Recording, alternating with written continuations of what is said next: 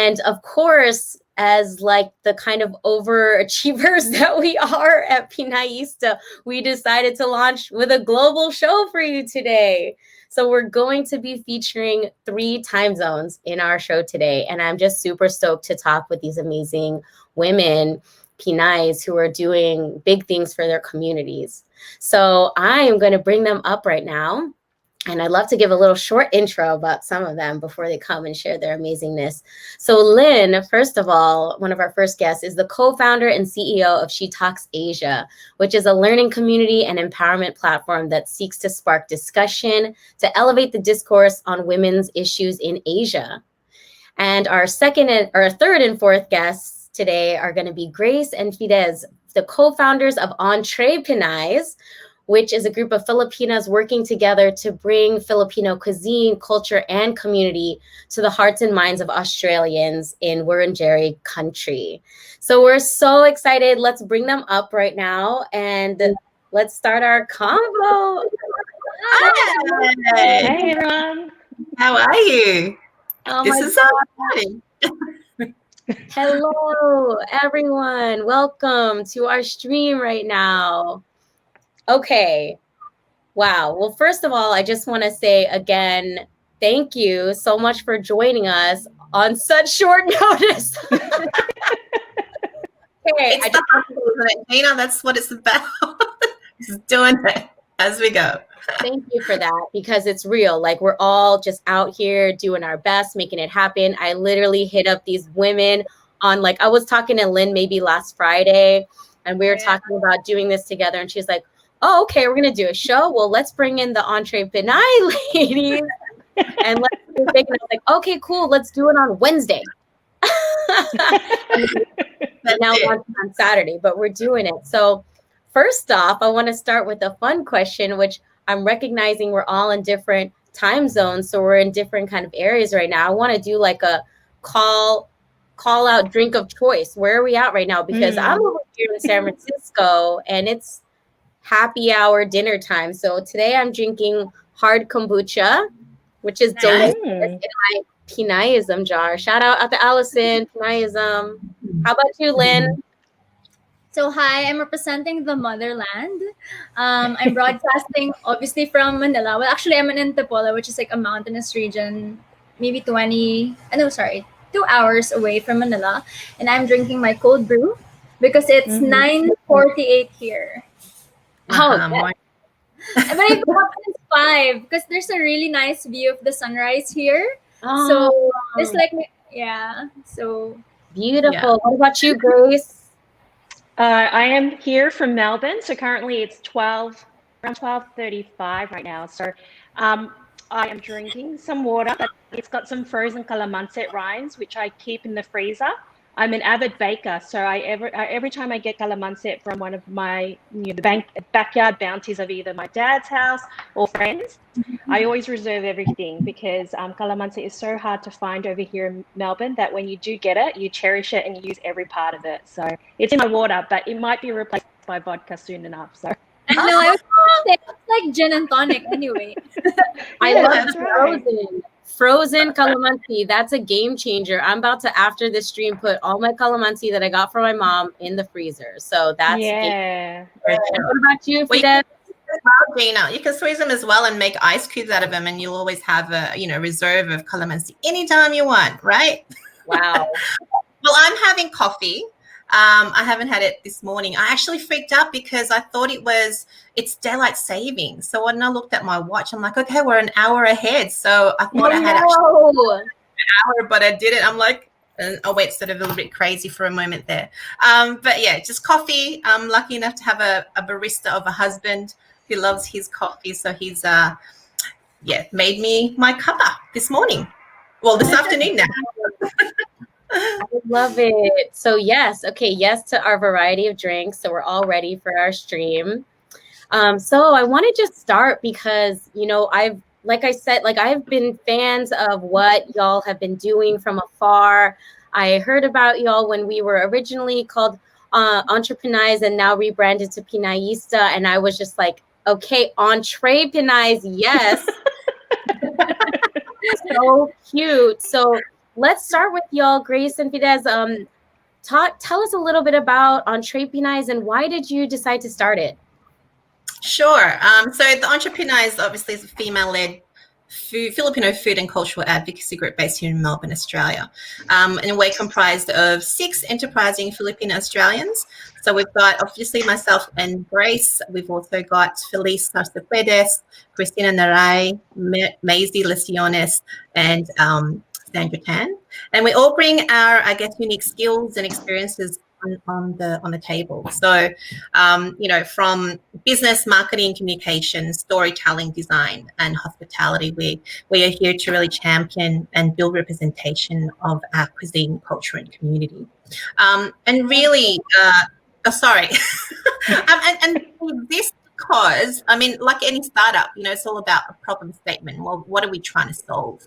And so community and food is really at the heart of what we do. Food brought us together and it remains our call to action. Australia is home to just under 300,000 people of Filipino heritage, the fifth largest group of Australians born overseas and the 3rd largest Asian migrant group behind Chinese and Indians. But yet our food still remains quite really, really underrepresented. So, the Entrepinays, exist to change this, and we established ourselves back in August 2018. It feels like a different world then, now, but so that was not so long ago. And with Barrio, we developed Barrio, which is a debut series of events as part of Melbourne Food and Wine Festival, and it was a sold-out success. And it was really a Filipino celebration of Filipino food at a scale never seen before in the festival's 26-year history. So from there, we've just, evolved and continued to do the work. And, Grace can share more about how we've pivoted during this time as well. We're going to get to that. Let's talk. We're going to totally get to the pivot central of all of that. Thank you so much for sharing that. I love it. And so the founding group was a bunch of you. So there was multiple Pinays that were involved. Okay. Love it. Yeah. Squad. Squad. Yeah. And Instagram played a significant role in bringing us together because whilst we may have known each other by 3 degrees of separation in the Filipino community here in Melbourne, we weren't actual friends per se. There was a lot of Insta stalking and Insta admiration that brought us all together. And I think it continues to be the catalyst for how we expand our barrio beyond, our postcodes, beyond our 5K radius, which is where we're locked down in.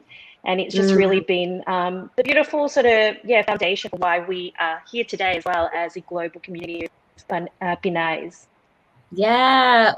That's how we got together too. So, this beautiful connections through Instagram. So thanks so much. And Lynn, I'd love to tell us a little bit about She Talks Asia. And I know you're also a co-founder. You had some other beautiful Pinays with you too. So tell us about that story.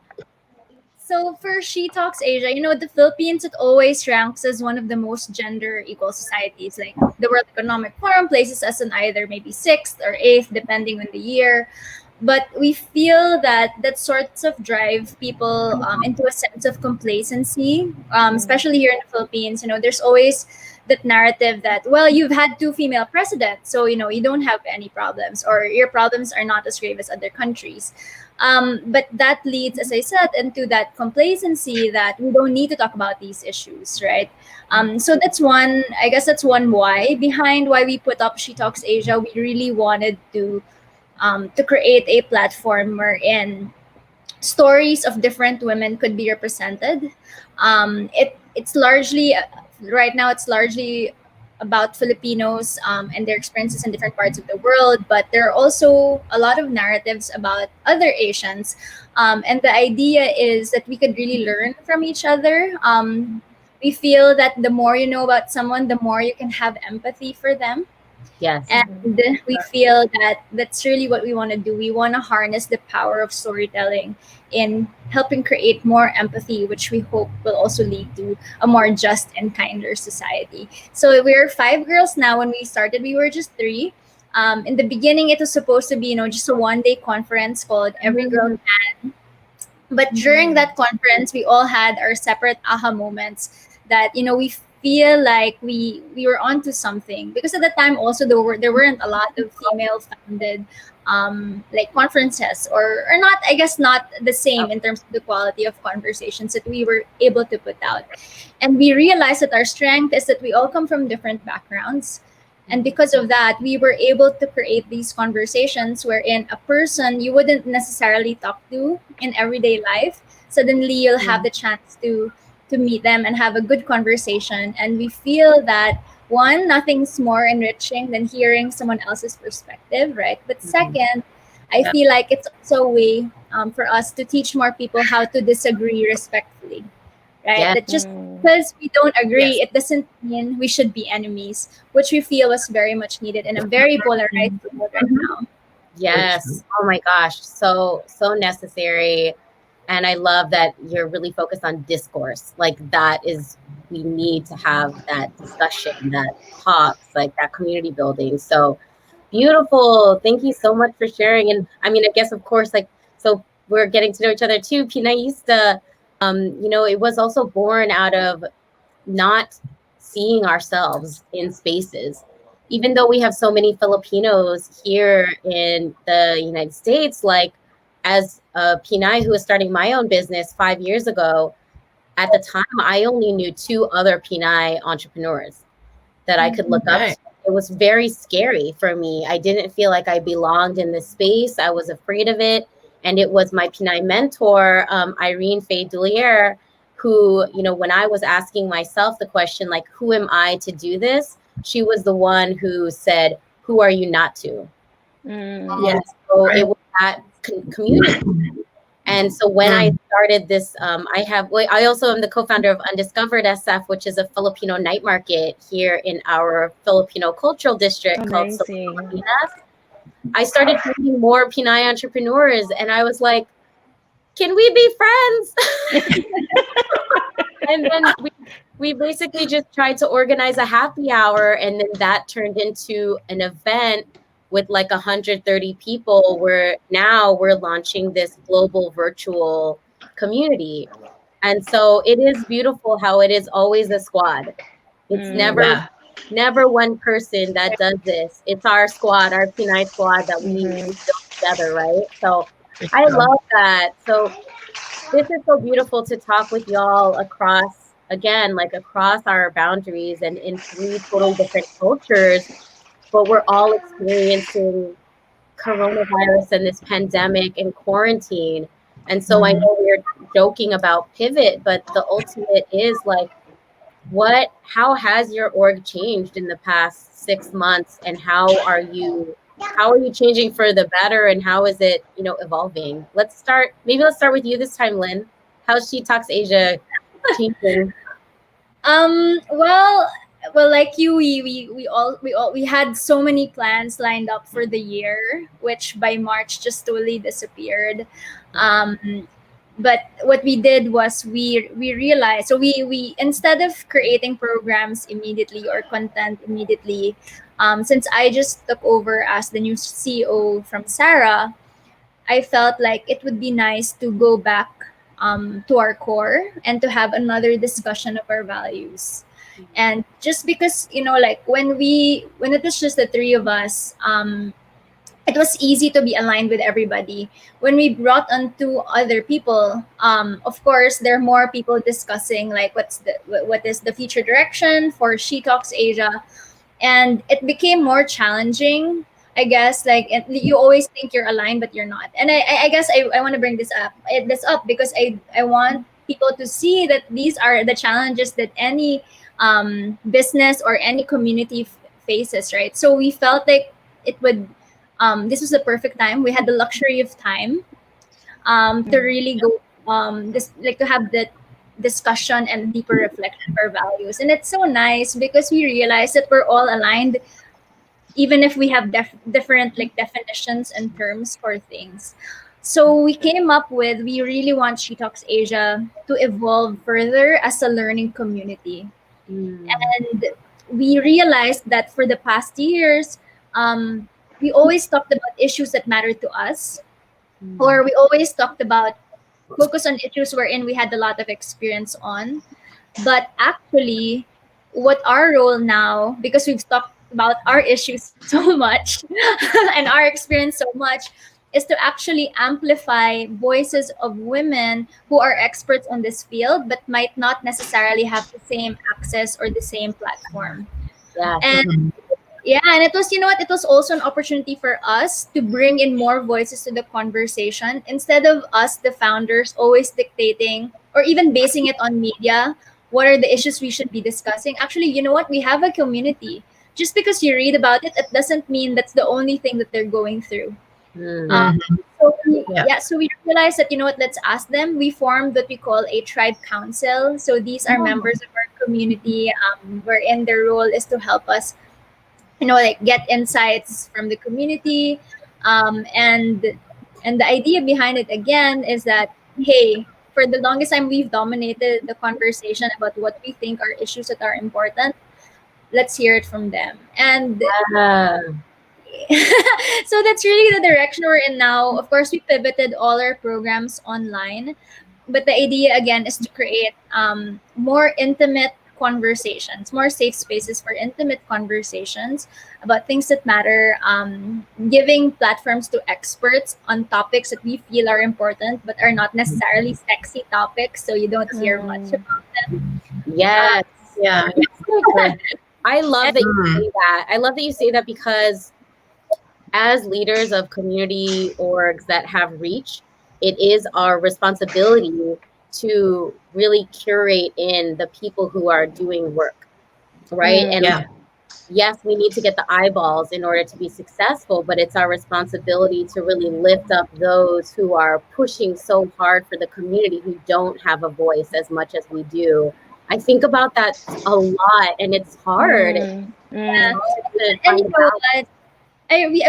I personally also realized that when I speak, I come from a position of privilege, right? Like I had access to a good education, I have a job that I love and I'm very passionate about.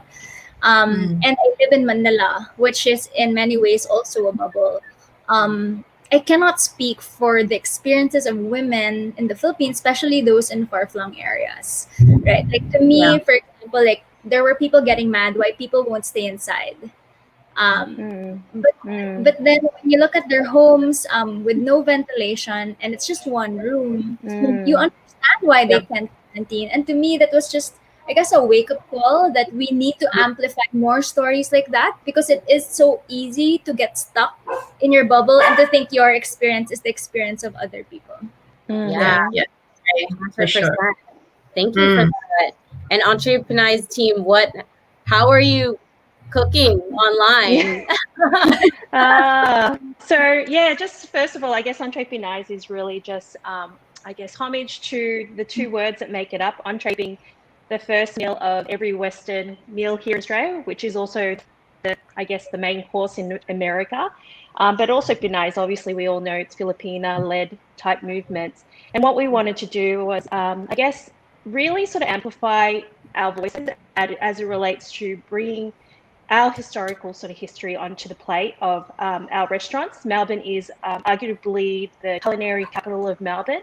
And whilst we've been in this 6-month lockdown and there's been impacts to the way in which we engage with our hospitality venues, it really has amplified the need for us to actually use this time and space to re-engage, recalibrate, and continue the barrio community that we've continued the engagement with the barrio and the community that we've built up.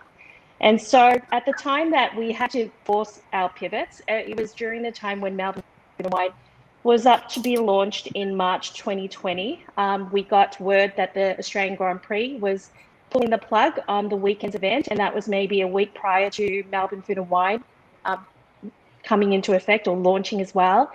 And as a collective, we decided, whilst the program had yet not made their official announcement to actually pull the plug, we decided it was our duty as responsible citizens of Victoria to actually pull the plug on our program as well.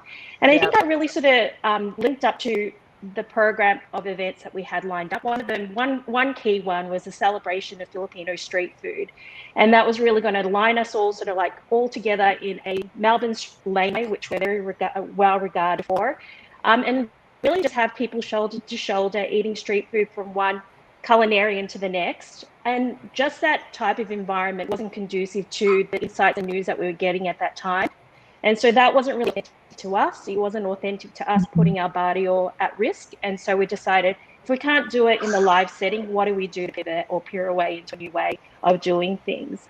And so really that was a catalyst of using online platforms to really continue that discussion, that engagement, and that saw the launch of In My Cocina, which is an online sort of midweek cooking segment where we get both chefs and cocineras, both, you know, the home cook as well as the professional cooks, to show us their favorite dish, tie back to their story, their heritage, and really engage the Melbourne as well as Australian landscape of what Filipino food is. Because I think similar to the US and other diasporic communities, there is a misconceived notion of what Filipino food is. And I think it's up to us to actually recognize that discourse and actually be the ones to take control of that narrative, rather than expecting other food writers or other non-Filipino culinarians to actually take that lead and drive it. So In My Cocina has definitely been an amazing pivot, but also casual conversation series called Coffee in Melbourne. We're all coffee drinkers. We like to pride ourselves to have the best coffee beans in Australia. So we definitely love to showcase conversations with others that are leaders in the community and their respective areas, and do it in a way that chikahan is a foundational element of it, and recognizing that chikahan used to be such a negative connotation in our Filipino community, but really, if you want to sort of like turn it on its head, let's turn it into a positive conversation, which really drives to further alignment of our ideals and so forth. So what is that word again? Because I actually don't know that word. Chikahan, or chica. Wait, so what is it? What does it mean? It used to mean it would always be gossiping, right? Gossiping about others. It's a casual slang for gossip. Oh, okay. Oh, okay. Is it like tsismis? But kind of more derogatory. Chikahan can be just like a catch-up, I guess. Okay, it's like Mean Girls.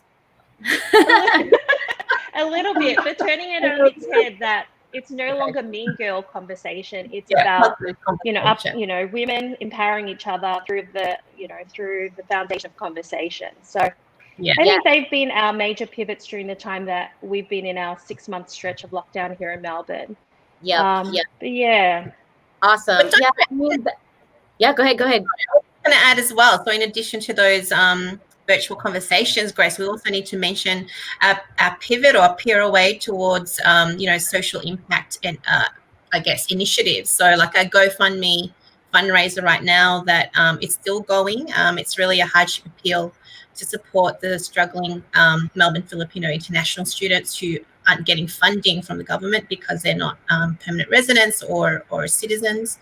And also I think we did one for Cook for Opportunity, which is collaborating with a local well-known restaurant and a few other chefs to, again, fundraise, but this time money going towards supporting Southeast Asian communities, in particular women, providing sort of loans for them to start their own small enterprises as well. It's been amazing. Oh, that's so beautiful. I love that. I mean, food I was gonna say, like, food has been, obviously, like, we're all stuck in our homes, and at the beginning, everyone was like not going out at all. So I feel like everyone was like hardcore cooking.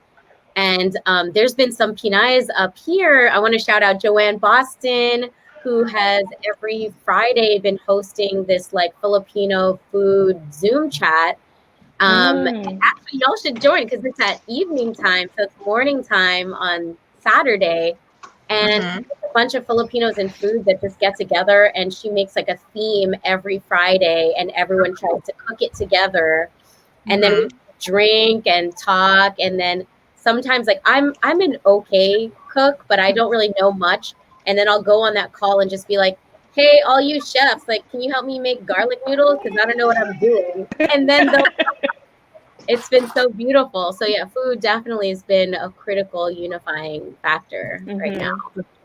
For sure. Yeah. I love that. I mean, so when y'all were talking about what's happening right now, at the heart of everything that all of our orgs are doing is sisterhood building, right? And like, I think what's something interesting for us to always recognize is that as women and women of color, like as a young age, we're not really taught to see each other as allies or friends, and actually end up seeing each other as enemies or competition. At least that's how it was for us. Even like our foundation for what we do at Pinayista is Pinayism, which is this concept. And hi, baby. Hi, Stella. The next generation. Next generation right there, yeah. So we're Yeah. in Pinayism, and Pinayism is all about this concept of building a radical sisterhood, understanding the fact that like we were not taught to have that. Like that is not, that was something that was colonized in us to compete against each other. And I think actively what all of our Pinay communities are doing is trying to, you know, decolonize that and be like, no, we are actually each other's biggest allies. And that's how we can like liberate ourselves. And so I was like wondering, like, I don't know what it's like in your countries. Like, is that the case for you as well? And has there ever been a time where you were actually able to turn like a enemy or frenemy into a friend or an ally? Does anyone have one? I don't think I've ever had a frenemy that I've turned into an ally. We certainly have come across, you know, various commentary that comes through social, you know, sort of really strong opinions about what we're doing and sort of questioning some of the actions and initiatives. So I think that's probably the most I've personally come across, Grace. I'm not sure about yourself.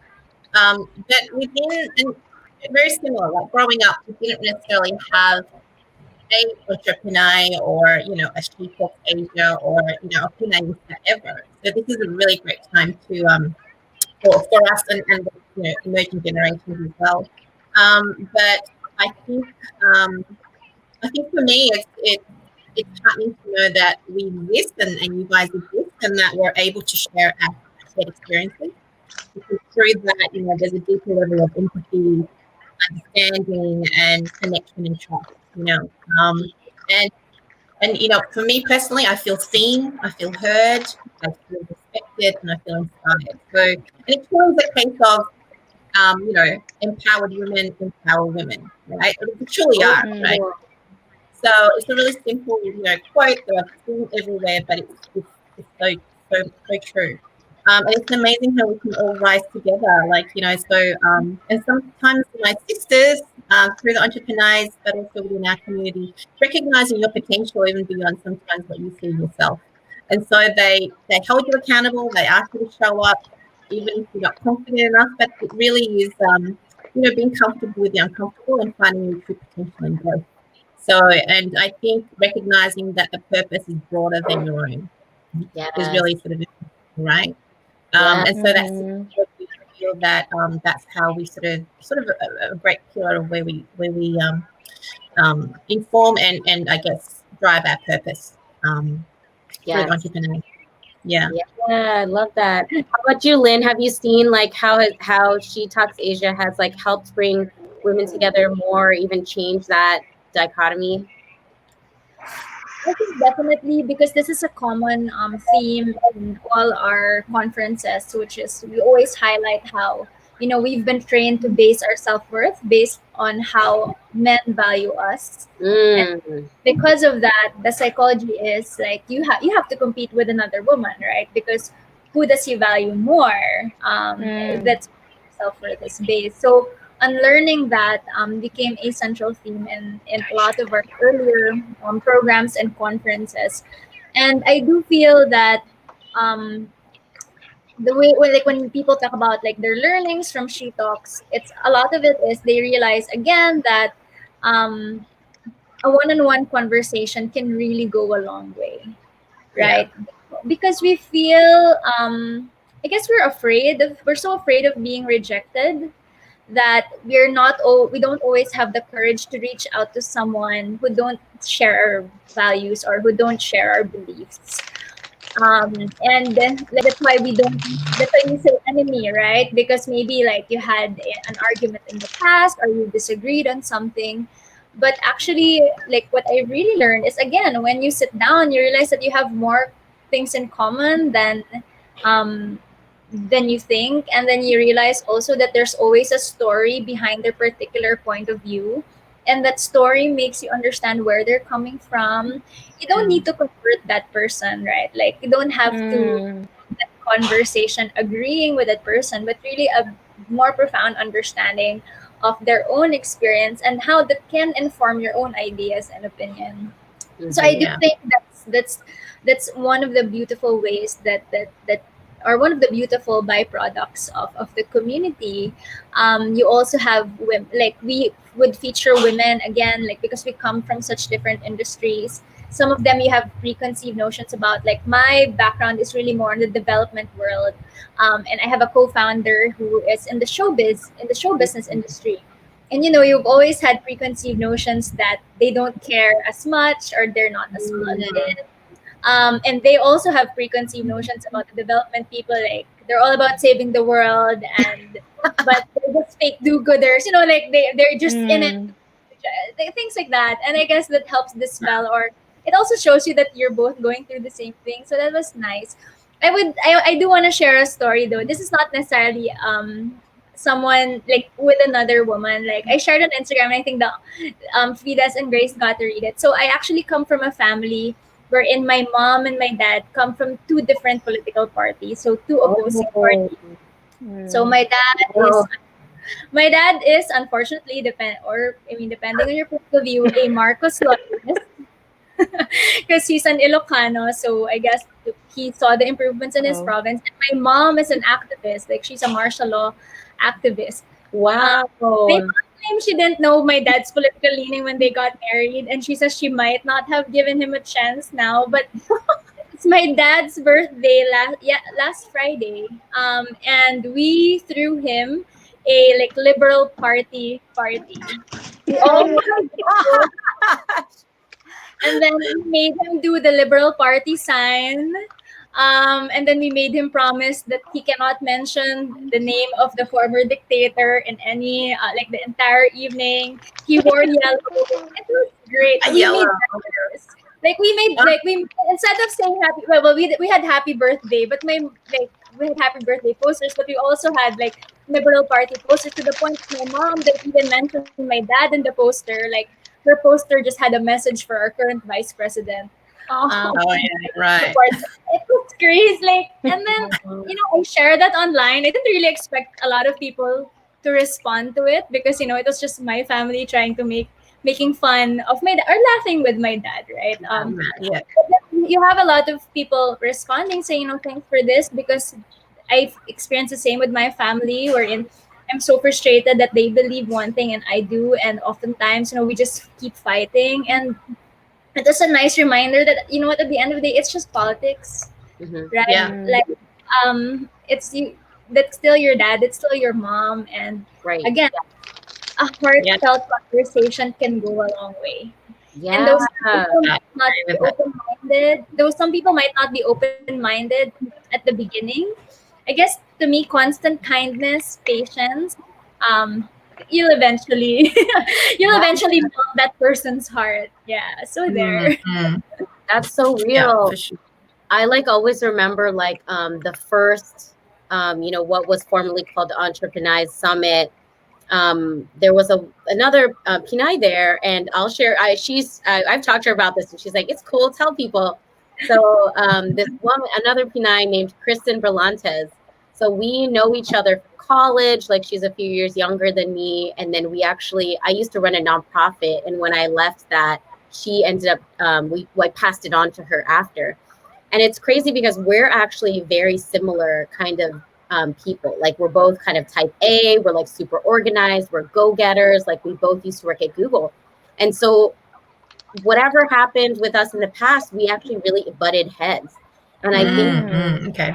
because we're so similar, at least I can only speak for myself. I was a little threatened by that because I was like, oh, here's this woman that's like pretty much like me, and she's also doing some of the same things. I felt threatened. And at the first summit, my heart was so open after doing my lightning talk and listening to all these Pinays like do their talks. I felt like really just honest for some reason. I went up to her and I said, "Hey, Kristen, like, did you know that back in the day, I was really mad at you?" And I said, like, Wow. I was really angry with you about how this went down because I felt like blah, blah, blah, blah, blah. And she goes, "No way, because I was really mad at you because you left me with this nonprofit that blah, blah, blah, blah, blah, blah." And Right. literally just saying that, and we both were like, "Yeah, that sucked, didn't it?" Yeah. And then after that day, we like became allies. And then after, she is now such a good friend of mine, and I text her for advice and we collaborate. And it was just like one conversation like switched everything. And I think like I see our organizations as like the catalyst to Pinay's having those conversations, you know?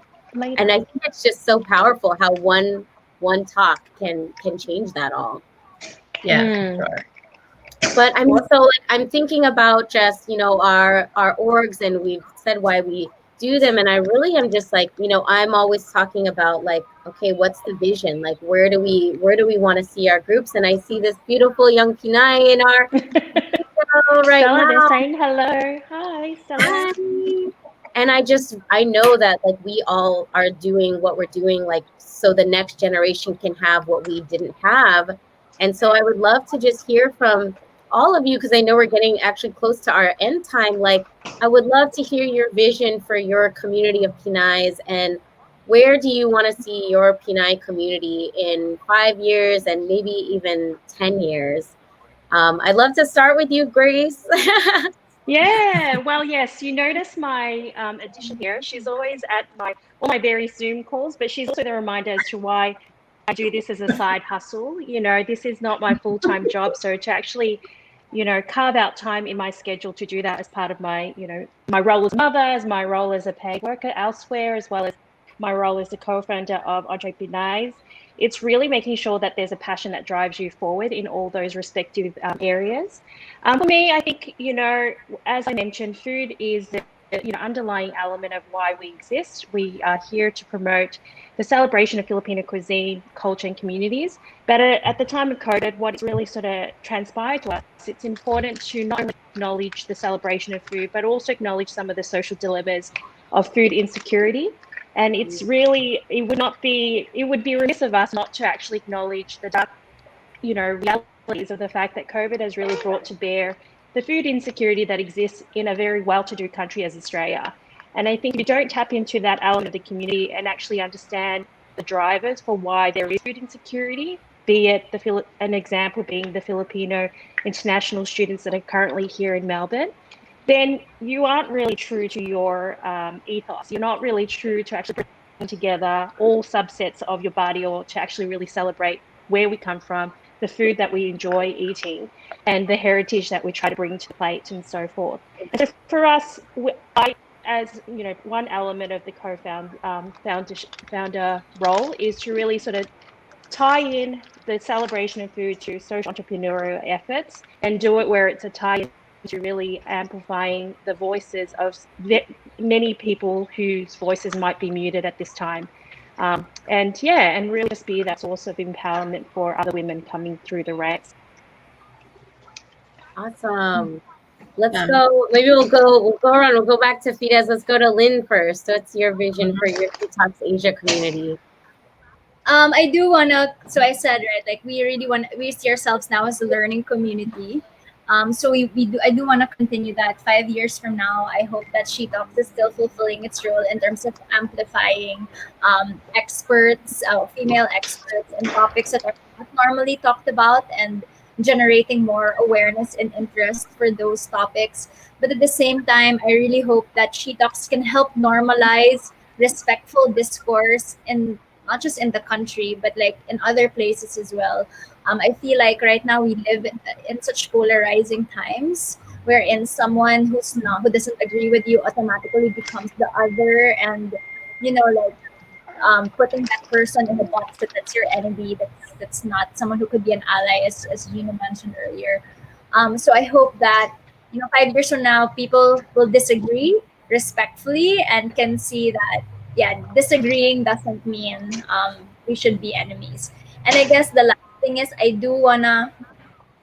really hope that we could have more people living in far-flung areas, in rural areas, to be part of the conversation. Again, when we talk about Filipinas, there is a tendency to base it on the status or the state of living of people who are based in Manila and speak for the rest of the country, wherein, in fact, there are a lot of Filipino women who are suffering. Um, and they don't have access to the same kinds of information exposure that we do. So that's why all our events actually have a grassroots component, because we want to be able to bring our learnings and insights to them as well. So hopefully we could scale this part of our work, wherein we can really give women, Filipino women from lower socioeconomic levels, access to the same opportunities that we do. Love that. Thank you. And last, Fides here. That sounds amazing, guys. Can we just join forces and do it together? Let's do it. Actually, Lynn and I were already talking about a global Pinay retreat. Yeah, hello. Hello, you said hello. Well, everything, of course. It'll be here. Yeah. Palawan. Let's go to Palawan. One. Virtual or no? No, in person. No, in person. Okay. Eventually, we'll make it happen. So for us, the Entrepinays, I mean, 5 years, 10 years, I mean, what will the word look like in those times? But I think, continue the work that we are doing. As I said, we are evolving into different areas. Food has always been a gateway, but it's really opening up conversation and narrative and opportunities in different parts. I would love to see, more like representation, whether it's that's through food or, restaurants and business, Pinay is leading the way and inspiring the next generation to do so. Intergenerational, I guess, help, meeting that cultural gap between generations, because we know our parents, past or our mothers past quite different to how they're experiencing now to how my daughter and our daughters will be experiencing their futures. So it's sort of like that connection between each other, but also building that connection through our cultural heritage and identity and what it means to be Filipino, because we know that means different things to different people, but still the essence of it. And the point that is on top of mind is that the credit that Nicole Fonseca had on her I Am a Filipino cookbook, the whole concept about, the task of having the responsibility to your past, but also a responsibility to your future. So it's sort of that, connecting those two things. Yes.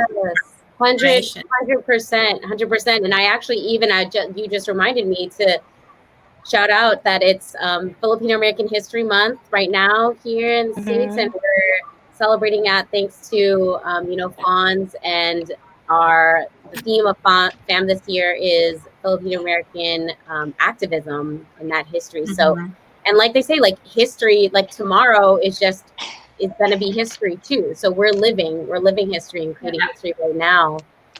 That's beautiful. And I think right? We need to be the change we want to see. So let's start with us. 100. When is that? Yeah, Gina. Yes. And for Pinayista, like we're very similar. Like, I mean, for me, 5 years from now, 10 years from now, I hope that like mad love to all of the nurses right now that are, holding down our front lines, and the fact that like in so many parts of the world, being Filipina means is like associated with being a nurse. And I would love 10 years from now, this next generation, I would love the word Pinay or Filipina to be associated with, being a business owner or a change maker, and really just being more about us as strong Pinay women having the ability to design and create our own lives. Yeah. And ourselves, right? Wow, beautiful. Thank you all so much for just like being with us and sharing with us today. And I'm so excited about us connecting, because always these connections are step one. And I say this in every single talk that I do, that our success is always based on relationship building and collaborations. And I know that this is just going to be step one of something bigger that we do together with our global Pinay community. Yes. For sure. Awesome. Gina. Amazing. Amazing. Thank you all so much. Thank you all so much. And I want to just give a shout. Is there anything that you want to plug that's coming up for your communities that folks should know about? I'll just kick it off with respect to just a reminder for everyone, our GoFundMe for the Melbourne Filipino Students Hardship Appeal is ongoing. We're leading into the bus season where many of these students will not be able to fly back home. And obviously Pasco is not a celebration if you don't have food on your table. So we're going to continue to have this GoFundMe continue on until there's some normalization, and hopefully people, if you have the means to do so, please contribute towards our fundraiser. Our link is on our bio at Entree.Pinays, and we look forward to continuing on with you all. Amazing. For She Talks Asia, like we really want to be able to gather to document as many experiences of Filipinos and Asians around the world. So if you do have a story that you'd like to share, and it could be just anything you want to get off your chest, please send us a message at hello@shetalksasia.com. We have a segment on our website a section on our website called Story Bank, and it's really a repository of stories from women from across. Oh, I love that. Yes, sharing our stories. Yeah. Go ahead. We are also on the lookout for some collaborators to join our mercado-market.com online marketplace. Another pivot, Gina, and it's beta. We taught ourselves how to develop a Shopify site. I mean, it's not 100%, but we are sort of learning as we go.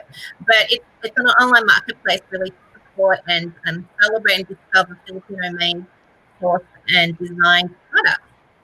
So yeah, please connect with us if you have any products you think that we would be interested in. I'd love to profile and showcase. I love that. Yes, I love that. Thank you so much for plugging those. Thank you. Awesome. Well, thank you all so much for joining us today. Thank you for having us and gathering us today. And until the next collaboration. Yes. All right. Sure. Thank you all. See you. Thank you Bye. so much. Bye.